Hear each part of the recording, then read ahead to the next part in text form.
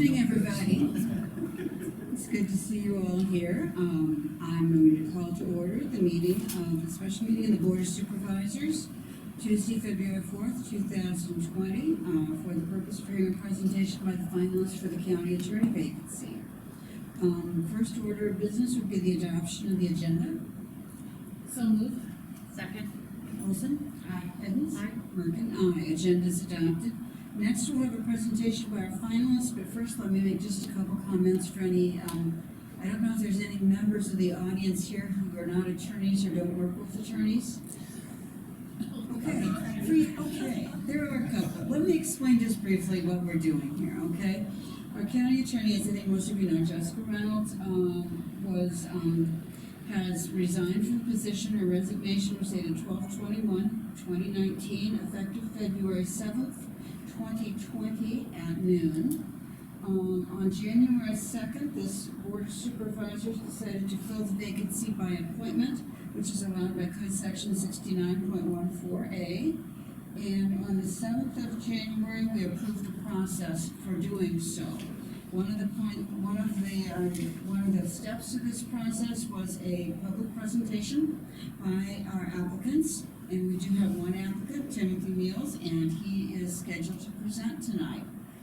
So what we will do is we'll have a presentation by Tim, followed by questions by the board, and then any public comments. And I see there's several people who wish to comment. We're going to ask you to limit your comments to 2 minutes each, in the interest of time.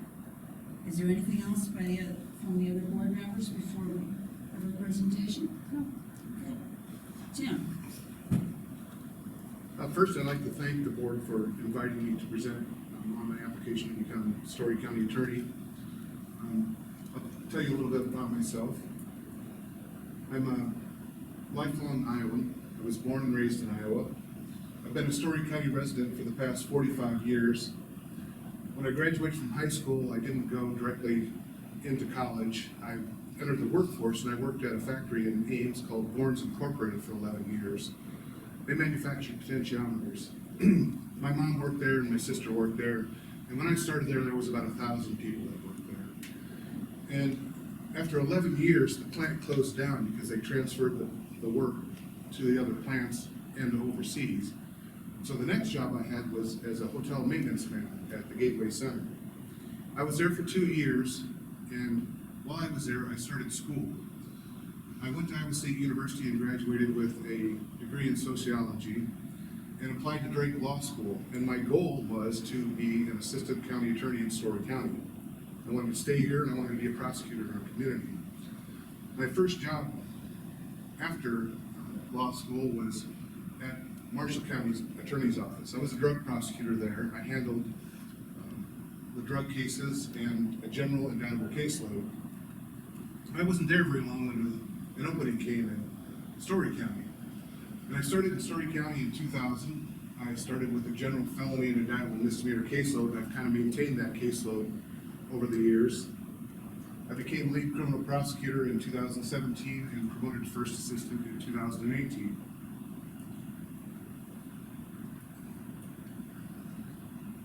Over my 20 years experience, I've successfully prosecuted hundreds of cases, and that's outside of the jury trials that I've done. I prosecuted everything from murder in the first degree to vehicular homicides, financial crimes, sexual assault, theft, assault, traffic offenses, and alcohol and drug crimes. I've tried over 50 jury trials to completion, including murder, domestic abuse, adult and child sex abuse, child abuse cases, robbery cases, and quite a few OWIs. I've been recognized for my work. I received a special award for traffic safety from the Commission of Public Safety and the Iowa Governor's Traffic Safety Bureau Commissioner. That was for my work in prosecuting OWIs and traffic offenses and defending successfully a lot of motions to suppress in OWI cases. I also received the Iowa County Attorneys Association Staff Attorney Award of Merit. My time, I've established relationships. I've been a mentor to many attorneys and staff within the county attorney's office. I've had the pleasure of second chairing a lot of new county attorneys on their first jury trials, and it's something I really enjoy doing. I've been a liaison to local law enforcement agencies and presented at their trainings. And I am a trusted and respected member of the local legal community. In the future, I want to continue our office's community outreach programs. I want to increase law enforcement trainings, support the drug abuse task forces, and the Violence Against Women grant. We also recently received a large grant for the opioid epidemic, for pre-arrest, post-arrest diversion, people that are struggling with drug addiction. And I also want to explore mental health and drug specialty courts. As you probably know, the Supreme Court had a moratorium on specialty courts up until recently, and it was just recently lifted. And I also want to continue to recruit, train, and retain qualified attorneys and staff. I think that's really important because you get quality people working for you, you get quality output. And after all, it does take a team. No one can do this job by themselves. You have to recognize that. You hire the best people that you can, and you get good outcomes. So that's my presentation. Thank you, and I can answer any questions you might have. Thank you very much. Supervisor Hathens, why not start with you? Do you have questions? I do have a couple of questions. My first one's a longer question. Thanks for being here tonight, Tim, and for your presentation and for your interest in becoming a Story County attorney. So my question is surrounding your overall personnel management style, and you kind of referenced it a little bit in your presentation. So what I'm kind of wondering about is what type of mentoring and training do you provide to new attorneys, or would you provide to new attorneys? What is your process for getting some formal feedback, or for giving formal feedback? And is there a difference just in your overall personnel management style on your feedback to new attorneys compared to a staff that you've worked with for several years? Well, I think I believe in a coaching style of management where you give the tasks out and the tools to complete the tasks and then solve any problems right away. I expect people to carry out their duties.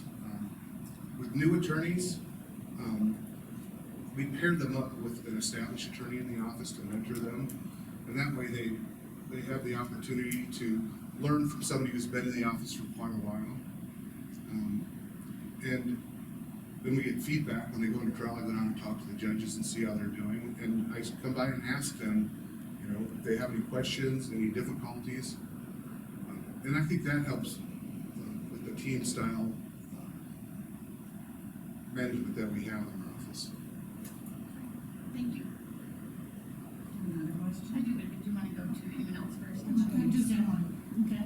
So, you'll be advising the board of supervisors on a variety of civil related issues. I know that Ethan is our primary advisor, but the prior attorney was called in and Steve was called in, et cetera, on various issues. So my question is, some attorneys only provide their clients background and legal citations that support their attorney's opinion or recommendation. Others provide their clients with background and legal citations that present both supportive and contrary perspectives to you, to your advice. Which do you think you will do and why? I think the best way to handle that is to give the legal advice after researching it thoroughly and give the supporting law for it. What would you do if you found Iowa Supreme Court decisions that were in contrary to what you may be saying? Would you let the board know about that? Well, I think that would be part of my decision-making and what legal advice to give the board. Obviously, researching all of the case law, the supporting and contrary case law, and then coming up with the best answer to give the board. And just to follow up then, do you see yourself as being an advisor or having more of an authoritative role about the expectation that the board would follow your advice? I think the county attorney gives the board advice, and the board is free to follow the advice or not follow the advice. I mean, the attorney gives a legal opinion about a particular question after doing the research, gives the board their opinion on the advice, and the board can follow that or not. Thank you. I'll ask the next question. I noticed on your application that you stated that approximately 90% of your work had been done in criminal prosecution. And from your presentation and what you put in your application, I believe you're a very strong prosecutor, very accomplished prosecutor. I'd like to ask a little bit about philosophy. And as people know who've worked in the criminal justice system, when you talk about the discretion that exists in the criminal justice system, the vast majority of the discretion is really at the prosecutorial level. I've known county attorneys who thought you always charged the highest possible classification of offense that you could, and you always went for the most severe punishment that offense would allow. But the discretion that the prosecutor has there is very wide, and I'd like to know how you make your decisions in terms of charging, in terms of recommendations for punishments or rehabilitation or sanctions or whatever. What kind of process do you go through when looking at a criminal case and a criminal defendant? Well, as you know, all the crimes that are charged in Story County are charged by law enforcement, and so we get a complaint and affidavit and somebody's been arrested. From there, it's a process where we gather information. We get the police reports, we look at the defendant's criminal history, we look at the surrounding circumstances. Certainly, it matters whether or not it was a violent crime and what kind of effect that has had on the community, or whether it's a property crime. We don't always charge. I don't always charge the highest charge possible. Certainly, you have to look at the facts and circumstances of the case to determine what is appropriate to charge. And there's so many different variations, but not charging the highest crime you can charge sometimes is the smart way to go, because sometimes people don't have a lengthy criminal history. Charging just to be able to plead something down isn't always the appropriate thing to do, or charging all of the charges you can charge just so that you can use it for leverage to dismiss 14 charges when you're looking for a plea bargain for one, especially with people that don't have lengthy criminal histories. But certainly people that are repeat offenders who commit violent crimes against people, yes, then we do look at charging the highest charge we can charge and protecting the community the best we can from further offenses from it. It's a balance between rehabilitation and protecting the community. And certainly you can protect the community by focusing on the rehabilitation aspect. Okay, thank you. Supervisor Burns? So one last question, at least that I have. You did kind of answer this in your questionnaire that you provided us, but you also referenced it in your presentation. So I'm going to go back to the role of the county attorney in regards to mental health and substance abuse courts. So if you could talk a little bit about the county attorney's role, and I know that the county attorney's office recently received that grant that can address opioid and other substance abuse.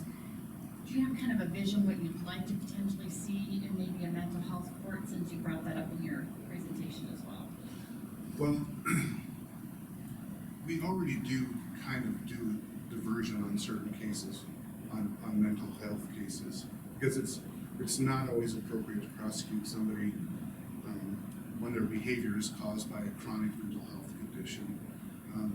I can think of one case that I handled a number of years ago, somebody that was in our community, was receiving services from the county, had fairly severe mental health issues, and she'd been arrested for burglary and forgery and other crimes. And simply prosecuting her and putting her on probation probably wasn't the right thing to do for her. And so I made an agreement with her attorney that if she continued with services that she was receiving, we would hold that case open for a period of time to make sure she was complying with her treatment requirements through her service providers, and then eventually, after a period of time, dismissing the case.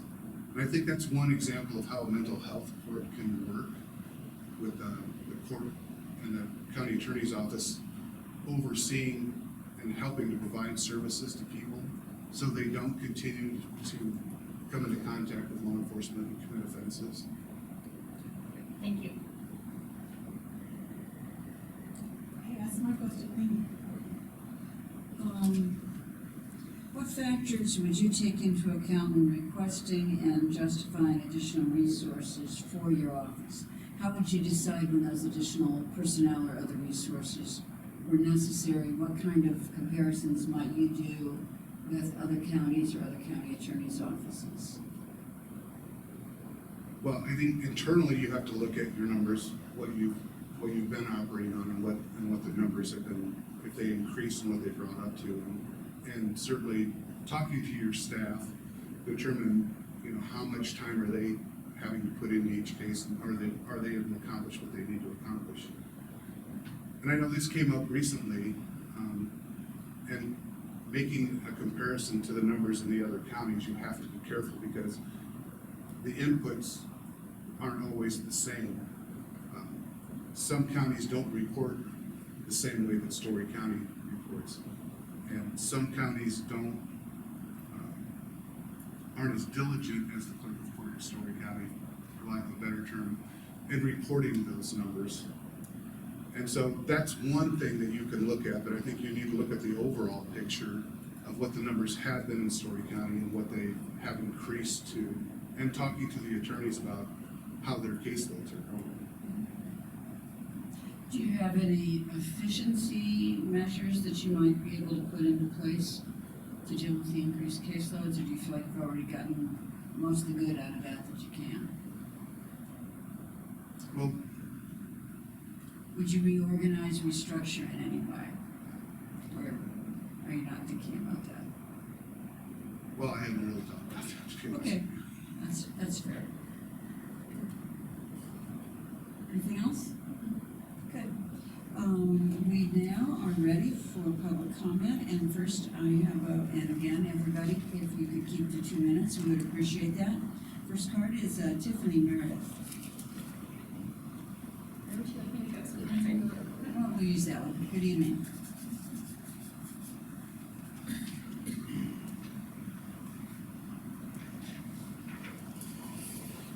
Good evening, Supervisors. Most of you guys have seen me before or gotten the chance to hear from me, but I wanted to come on behalf of Tim Eels tonight.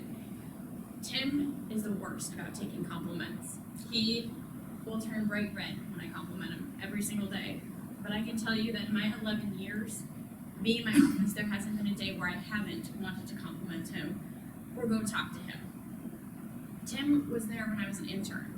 He was one of the first people who taught me how to be an attorney. He stood by me in a trial where a defense attorney was getting up in his face and yelling at him and screaming at him. And the only thing he said to me was, "We have to do our job." And he stood by me during that trial and made sure that I was protected. And he was there with me when I got the not guilty verdict, because unfortunately that happens a lot for us when we go to trial. We can't guarantee that we're gonna have outcomes, we're gonna have wins.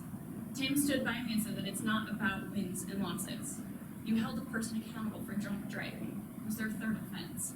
They needed to be held accountable. They knew how to get away with the tests. Tim was there with me when we tried an attempted murder case.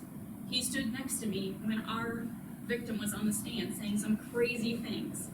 We never knew if we were gonna get a guilty verdict in that case, and we didn't on attempted murder, but we did on robbery first. Tim was there when the judge issued some rulings that were contrary to the law. He helped me find workarounds. He helped me learn how to have grace under fire. Tim was the person who was there encouraging me every single day.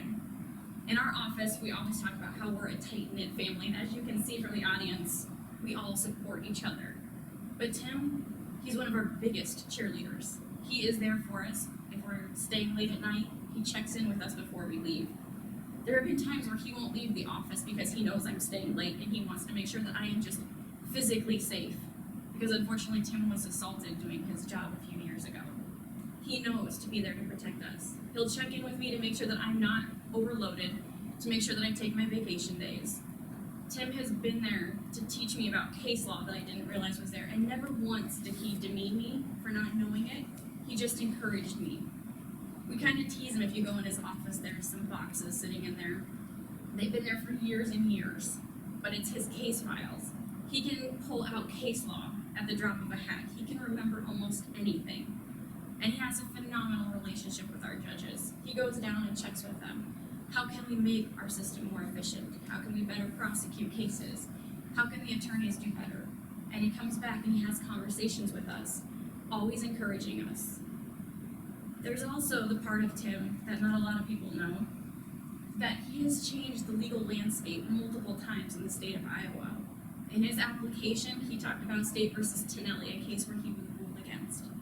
If you actually follow the path of that case, the Iowa Supreme Court unanimously overturned the judge and ruled with Tim. That's a case that talks about co-conspirator statements coming in, and thanks to Tim and his desire to ensure that our public was safe and doing everything he could, he's now made it so that prosecutors in the state of Iowa can get in co-conspirator statements that we weren't able to before. He fought that out. And in 2004, before that, he was protecting a woman in a domestic violence situation. She was in a car, and her boyfriend came up and broke out a window and drug her out and hurt her. And it got to trial, and there was the disagreement over what the relationship looked like. Tim fought to get in 2 other incidents between those individuals to show what the defendant's true intent was. Tim won, and that changed the landscape for domestic violence prosecutors across the state of Iowa. Tim is so much more than what he stands up here and tells you. He is probably one of the most humble people you will ever meet. If you actually go look, and I tried to find some pictures of him in the newspapers showing him being in the spotlight, you won't find them. Actually, if you look at every single picture in there, he's leaning back. He's letting other prosecutors take credit. He wants them to have the spotlight. And that's exactly who we want here for Story County as our county attorney. Somebody who's going to teach us how to be better, how to do more for our community, and to ensure the safety of everybody. Not here for the spotlight, not here for the glory. Here to do the job, to find the truth, and to do justice. Thank you. Thank you, Tiffany. And now, Kristen Formanek, and please do try to keep your comments to 2 minutes. Good evening, Supervisors. I'm Kristen Formanek. I've been a prosecutor now in Story County for a little over almost 5 years, so 4.5 years, and I've had the pleasure of working with Tim. Tim is not only a great leader, but he really cares about his community, and as you can see from his presentation, it's been his community for a very long time. I think that when you're looking at who the best person is for the job of county attorney, you're looking for someone who is exactly those 2 things. You need a good leader, and you need someone who cares about the community. Because the county attorney is basically the public face, the face that people look to when people break the law and when harm comes to our community. And that's the side of the county attorney's office that most of the community knows. And the rest of us know that the county attorney's job involves a lot more than that. It involves representing the county and doing civil things for the county as well. But the public sees the criminal side of things. One thing that I think is important to know about Tim, that you can glean a little bit of it from his presentation, he has the street cred to be the county attorney. He has done other things in his life. A lot of us have been lawyers for a number of years. Tim worked in a factory, and that really holds a lot of weight with members of our community. I have been in meetings before with people where they really didn't necessarily think that they should take me seriously, even though I've been doing this for a number of years. But I haven't been doing it for as long as Tim, and I don't have the life experience that Tim has. And the minute that Tim said, you know, I've worked in a factory too, I know what that's like, it was a complete change of the atmosphere in the room. And I think that it's really important to have a person who has all of these different experiences as well that he can bring to the table. But Tim has a great head on his shoulders. When you're talking about discretion, Tim has I think, some of the most admirable discretion I've ever seen. He knows when we should push it and when we need to take it to trial, and he knows when that may not be the right thing to do and the right thing is to resolve it another way. And our job as the county attorney's office is to always do the right thing, to try to do the right thing, to try to seek the truth. It's not always to slam the door on people and put them in prison for the rest of their lives. That's not always the right thing to do. We're not here to do that. We're here to do the right thing. Tim knows exactly what the right thing is, and he is maybe the only finalist for the county attorney, but that's not why you should pick him. You should pick him because he is the best person for this job. Thanks. Thank you, Kristen. And Sean Fetchel?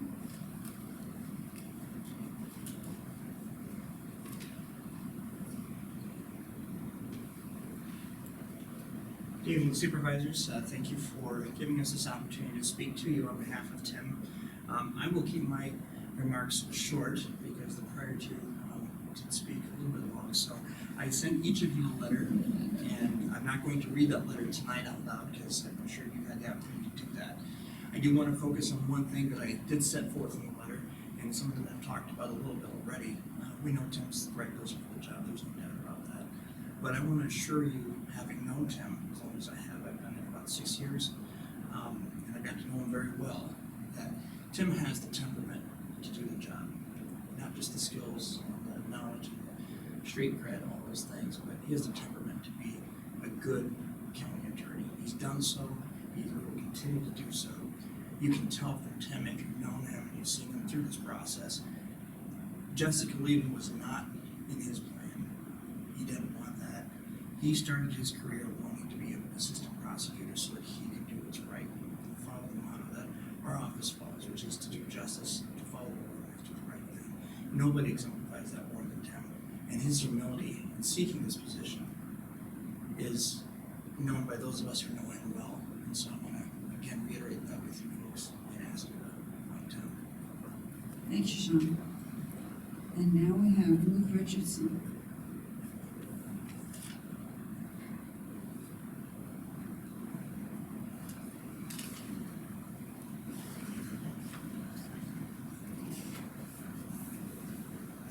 Good evening.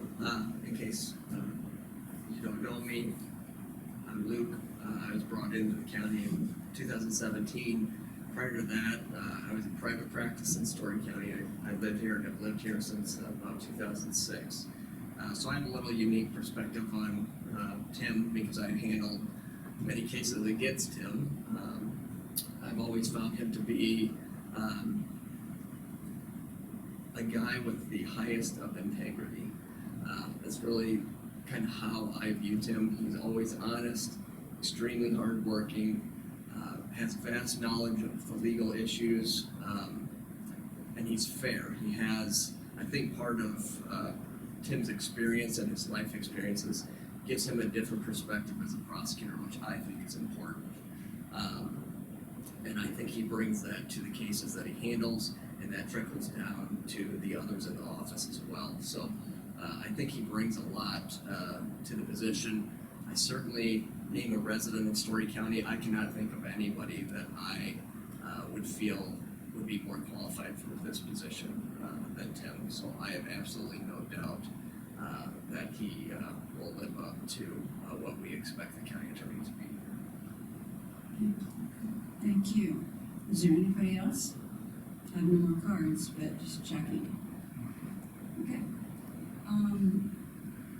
Then we have a meeting scheduled for this Friday at 1 o'clock to consider making a decision on the appointment of the county attorney. You're all invited to be there if you want to. It's a public meeting.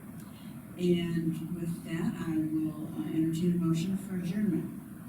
So moved. Second. Evans? Aye. Wilson? Aye. Merkin? Aye. We're adjourned. Thank you, everybody, for coming tonight. Thank you.